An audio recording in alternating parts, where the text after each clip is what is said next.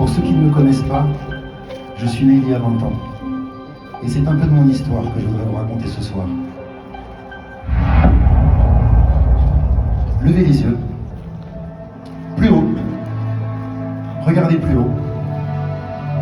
Que voyez-vous? Le ciel? Des nuages?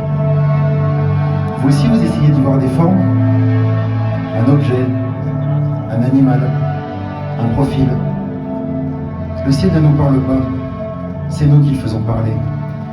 Nous qui le dessinons comme nous avons envie qu'il soit. Toutes les formes que nous y voyons, depuis que nous sommes enfants, ce n'est pas le ciel qui les a créées pour nous. C'est nous qui les y avons mises. Et bien ce qui vaut pour le ciel, vaut aussi pour le futur. Lorsque nous regardons au loin, dans le temps, ce n'est pas l'avenir qui nous parle. C'est nous qui l'imaginons comme nous aurions envie qu'il soit. Lorsque nous sommes encore enfants, l'avenir se résume à l'instant qui vient.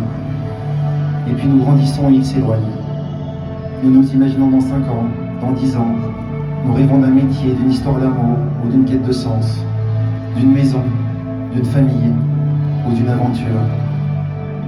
Nous la rêvons comme ci ou comme ça.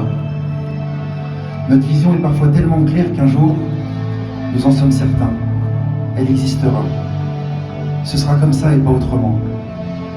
Et puis nous grandissons encore un peu. À partir d'un certain âge, on peut même dire que nous vieillissons.